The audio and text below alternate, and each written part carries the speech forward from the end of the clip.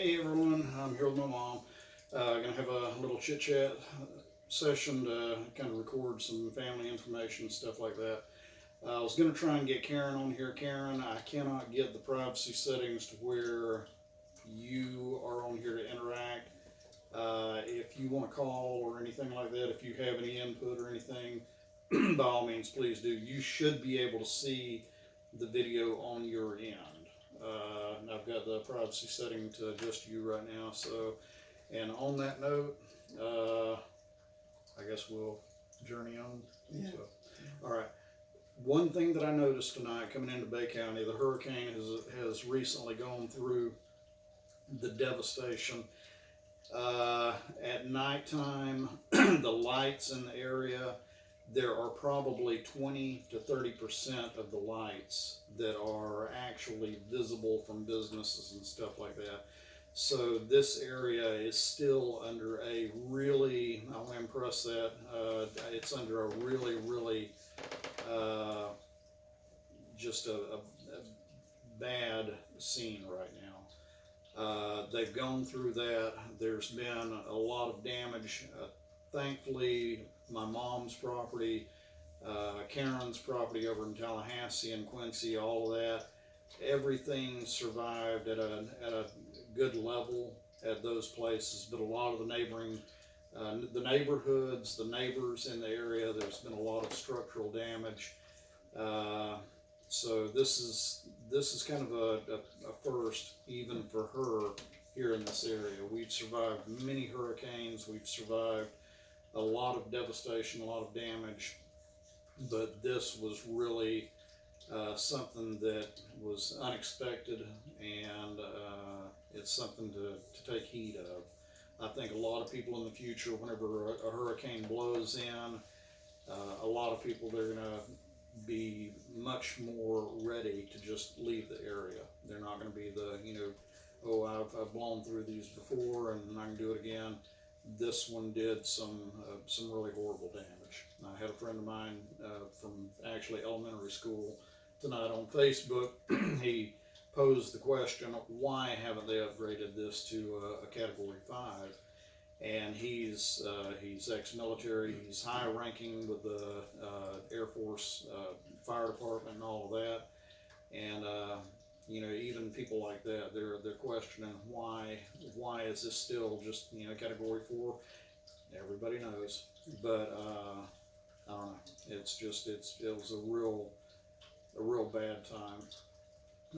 Again, thankfully, they weathered everything. My brother stayed here. Sharon, my sister, and my mom, they left town for a couple of days. Had a pretty difficult time getting back in. But this was unlike anything you have seen in your lifetime here. So now I'm going to go ahead and step over here and get your view toward the camera.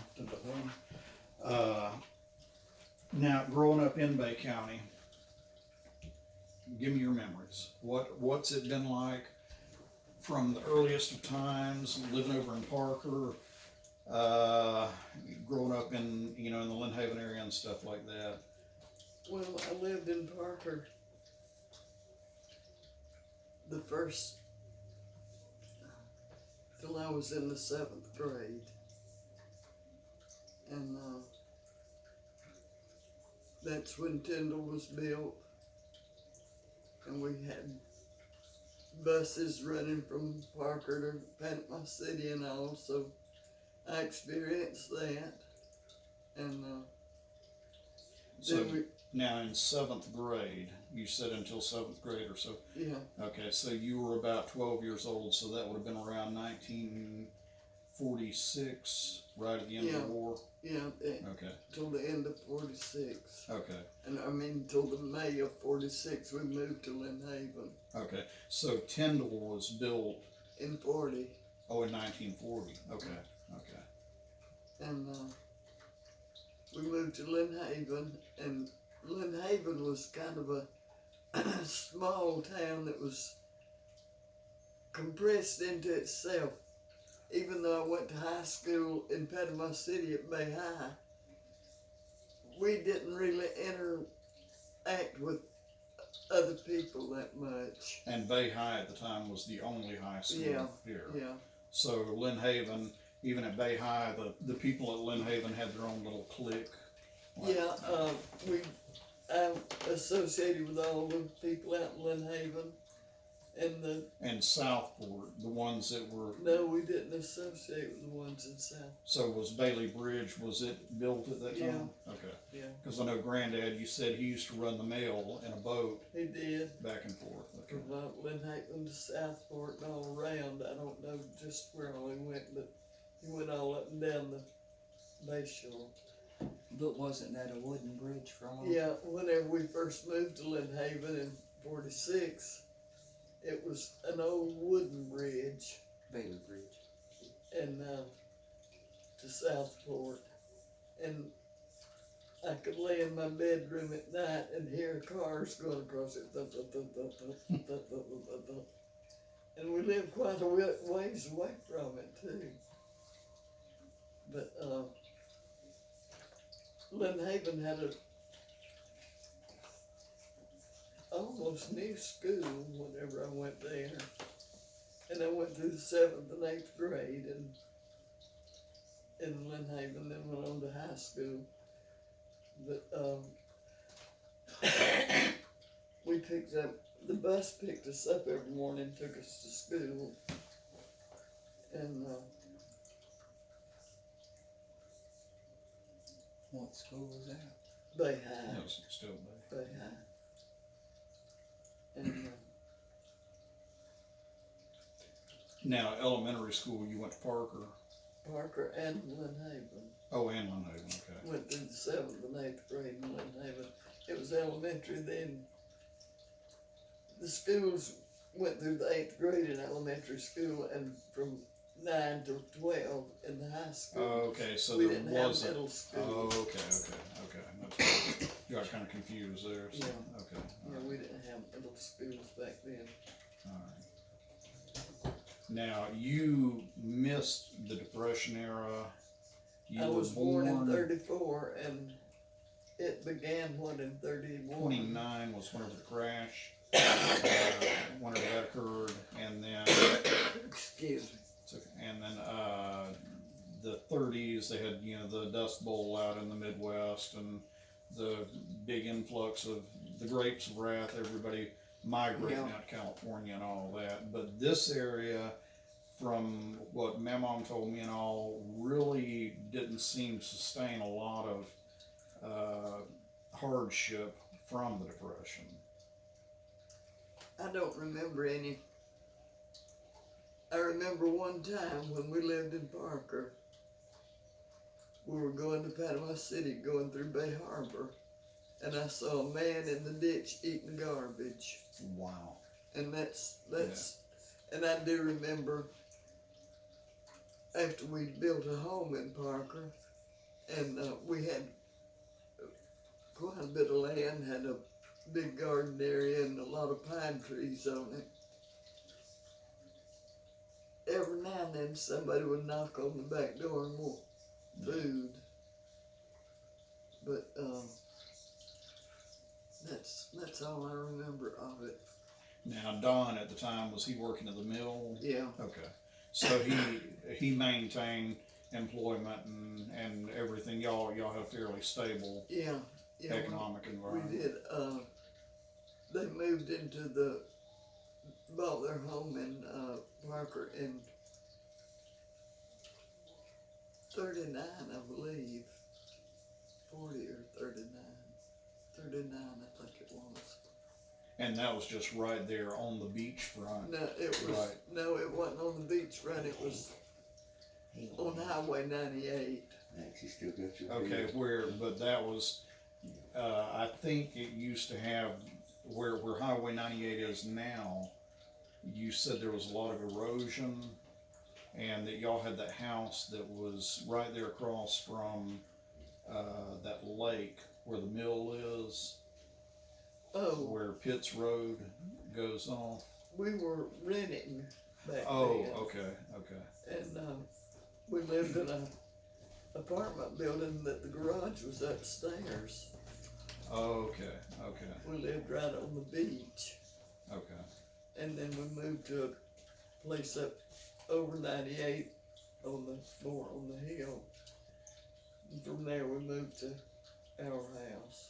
In Lynn Haven, No, that land's Oh, in almost Parker. gone. okay. And in Lynn Haven, I guess one of the big things when I was in Lynn Haven was every year just about we spent a week or two at the beach in a cottage. And that was a big deal. So they had a bridge, Hathaway Bridge, going out to, Yeah. was that built before Bailey Bridge? Yeah, Okay. Bailey Bridge was built. I was trying to remember, and I can't remember when it was built, but it was built not long after we moved there. I remember the old wooden bridge and the look of the cars, Right. but it must have been under construction at that time because it was built shortly after we moved to Lynn Haven in '46.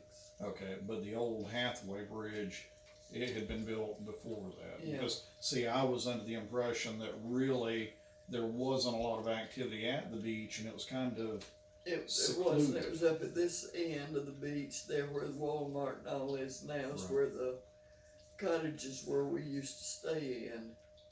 And they had what they call the hangout where we went down and danced at night and all. They had a movie theater and a few other motels. so even at that time, the beach was kind of building up as a resort Yeah. kind of community. Yeah. Okay. And the little Birmingham was the furthest thing west on the beach. And what was the Little Birmingham? It was a bar. Okay, bar and nightclub or Yeah. bar. Yeah, it was just a little old bar, but everybody knew Little Birmingham because it was like I say, If you pass that, there's no more beer. the Hathaway Bridge and DuPont Bridge both were built. Well, they had bridges, not the new bridge, but they had regular concrete bridges with the metal Yeah, the steel supports. Yeah. supports and all on them. Both of those bridges did. Yeah, I remember the old had the 3 generation back, the old Hathaway Bridge that sat out there in pieces for the Yeah, longest time. Yeah, so. it and the DuPont, And DuPont. Bridge. In fact, I think some of DuPont Bridge, is it still, do they, no, it's okay, so they Yeah. demolished that. Cause they used it for a fishing pier for Yeah. a long time. I think it's gone now, I think, but I can't remember. But, Okay. DuPont Bridge is the one that goes to Tyndall. Yeah, But Bailey Bridge was built just a regular 2-lane bridge. That was the thing about the old wooden bridge. It was only 1 lane. And it was a pretty yeah, it's a long stretch long across. stretch along there. So if you got on it and met somebody, you had to almost Back off. either that or get your tires right on the edge, you know, and pass each other real So did it close. even have like for the edge of it, was there like a railing or anything? Yeah, there Oh, was okay, okay. a wooden railing Okay. up So there. it wasn't like if you got on the edge and just topple over. No, there was a wooden railing. I don't know how much it would hold, but Now, as far as like Mexico Beach, any of those areas, do you have any young recollections before Tyndall, Allenton, or anywhere? we went down one year and stayed at East Point. Grandmom and Granddaddy were living down there at that time. For some reason, I don't know why. But he had built them a little old house down there. He had a sister that lived in Apalachicola and a nephew that lived across the street from where he built his house. and we went down there, and I remember that. Was he the one that built the first glass bottom boat? Who was it that built the glass? The glass bottom boat. Yeah, Granddaddy did. Oh, did he? He built the glass bottom boat up there in First one. Confina. Oh, I didn't know about that. Creamer. Yeah, We need Gary over here. yeah, yeah. He would know more than I do. But Now, as far as like Don, whenever he left the mill, was he working in the turpentine industry before or after the mill? before his daddy operated the turpentine still for Mr. Joe Williams up at Crooked Creek. Okay. And I saw that, I mean, before it was torn down and all, I went in it and saw it. No. And Crooked Creek, that's up off of 388? Yeah, near the airport, right Okay, where the okay. airport's built now. Okay, alright. And he rode a horse through the woods because they had people that put the boxes on the pine trees and slashed them to get turpentine. And thus the reason they call them slash pines? Yeah, Ah, and I never realized that. they were little tin boxes. You might find one here and there now and then. But he was out riding his horse, seeing all that whenever he got off his horse and got sat down by a pine tree and got struck by a rattlesnake. Now, how old was he whenever that happened? I wasn't born. Okay, so it was before. You So know. he lived quite a while longer after Yeah. that. That was in, I guess, in about 30 or so whenever that happened. Okay. And it struck him in the shoulder? Is that? Yeah, the okay. left shoulder. Okay. I wonder if that had something to do with he eventually got cancer of the larynx, I believe. Yeah. And I wonder, because a lot of times I've had patients in nursing that later on, if they had a spider bite especially, I've had several that had brown recluse bites on their legs, and 10 years later they would come back in with cancer in that same spot. Well, the doctor told him one time that was the reason he didn't ever have the mumps or measles or anything, because he hadn't had them as a child. Right. And whenever I got them, He didn't. he didn't catch them. He told him it was because that snake venom in him Wow. was stronger than the Mumps or virus. the fleas. Maybe we ought to, instead of getting vaccines, we ought to Snake venom. take a dose of rattlesnake venom. Yeah, might be better than what they're giving everybody now. Probably Maybe it was a is. turpentine. Might have been the turpentine, because that's what he always used on me. If I stepped on anything, on a nail or anything, he grabbed the bottle of turpentine, hold it up to my foot. But Granddaddy Creamer was the first one to ever build a glass bottom boat in Florida, from what I understand. In the state of Florida. Yeah. See, and I'll explain this real quick for the viewing audience, Karen, and whatever grandkids, whatever. Granddaddy Creamer was a carpenter by trade. He built a number of houses over in the Lynn Haven area. There's still houses existing that he built way back in the early times, whenever Lynn Haven was first being developed and all. So, being a carpenter by trade, apparently he also had a good knowledge of the fishing industry, boats. He made And- cast nets. Oh, and he made cast nets. Okay, all right. So, and apparently, from what Sharon says, he was the builder of the first glass bottom boat in the state of Florida. That's what I was told. So, yeah, and that's, I mean, family stories. We, we put the information out here, and maybe we can get verification or whatever. So, Yeah, we put it at, what did they used to call that place up on Lincoln Final? I can't at remember. Blue Spring, one of the springs, no, or No, it was, had a name, but I can't remember it now. That's where he operated it from. Well, he built it for I think Mac McCormick, who was the mayor of Lynn Haven at the time. And, Now, that's not, Aunt Nellie and Uncle Clarence, that's a different McCormick. yeah, Okay, okay. and, yeah, Granddaddy operated it for him while it was up there. Huh. And he'd go up Econfina and you could see, you know, through the glass bottom, everything, and all the fish and all. Yeah. But, Huh. No, that's interesting trivia. yeah. Now, so Don worked in the turpentine industry before he went to the mill. Yeah, Gainer Okay. Springs. no, Yeah, she said it wasn't one of the springs. I mean, there's Porter Bridge, and I can't think of any other, No wooden Econfina bridge, that's where everybody went swimming. any other reference points up on Econfina. Don worked for his daddy in the turpentine business. Then he went to work for the railroad. Okay. Then he went to work at the paper mill. And the railroad, did it come all the way down to the mill, or? Yeah, Because there was one up in I Southport. think it came to the mill. It came from Dothan Okay. down Down town to, or to the mill or someplace. okay. And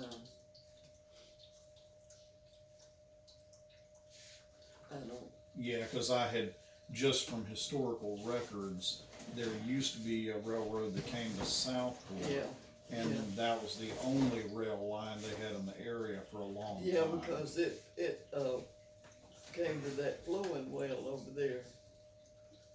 An artesian well. Yeah, Now, it seems like Jerry or one of the family members had a piece of property or something with an artesian well on it. may have, but it Is- wasn't. It's down near the, or used to be near the bay. Maybe it was just that my mom took me over to see She that or probably something. took you over there. She because did. Okay, She that's, used to have 'cause to it take always Granddaddy stunk. every so often to get him. You remember it Several stunk real gallons bad? of yeah, the water. sulfur had a real, Yeah, it was Yeah. Real sulfur, strong, and yeah. Granddaddy would go get 2 or 3 gallons of water and take home. I thought it was right after, when you go through Southport It and that is- little bridge you Yeah. go over and over to the left somewhere yeah, over there. yeah. Yeah, turn to the left and go down to the water. And there's one back down by Econfina too. Right there before you get to the bridge where you turn down, go down to the creek. There's another road that cuts off up on that curve that goes back down in there and there's a well down there. Yeah, there's one over on Rosetto Road too, off of it. So I guess just being the springs in the area, Uh-huh. there's a lot of artesian free-flowing wells in the area as well. Yeah, That's kind of neat. but I know that's where that railroad came to that was in Southport. You talking And a I while ago don't about know- Crooked Creek there at the new airport. New airport's right in between Crooked Creek and Burnt Mill Creek. Yeah. I don't know how the train crossed the water. Apparently they had a, Well, see, I think my mom told me that Granddad Creamer used to use the boat to go across and get the mail he did, that the train didn't cross. he did. So the train that Don went to work for, they probably built another line coming down 231 from Dothan. That was probably a second line that came in. Yeah, The original one, I think Or it down was, 77 because it comes it used down, to be alongside 77 when it was 2 lanes between Yeah. Lynn Haven and Panama City. yeah, oh, there was a rail line. yeah. Down Oh, yeah. 77. Now that one went, I believe that one went to the oil terminal, didn't it? No, Yeah, no, the one that went to the old terminal just crossed 77. It come across up there before you get to Transmitter Road, cross it and then through the from woods. the Yeah, that's right, 231 the one, line. To the oil terminal, it comes from the paper mill over there. Yeah, yeah. Yeah. It crossed 231 and Yeah, 77. So there was another line. that goes down 77 on the side of it. But then there had to be a place for it to come across the water. 'Cause they Yeah, used I to- know. They used to fill them them rail cars at the port over there by the paper mill. But where did it cross the water? From Huh? Southport, you know? Yeah, Where did it wa- cross was there a North Bay? trestle? Was I there? don't know as far as one going over to Southport. I don't either. But I There mean, used to if be it old came- wooden pilings out there. I've seen pictures of across the bay. Just north of where the bridge is now. Or That's Yeah, what I'm sure. wondering, where did the railroad cross North Bay? I'm thinking it was two separate lines. I'm thinking the one that came into Southport, into there, and then the one that came from Dothan probably split up, branched out, and served. Came on up into Lynn Haven and stuff like that.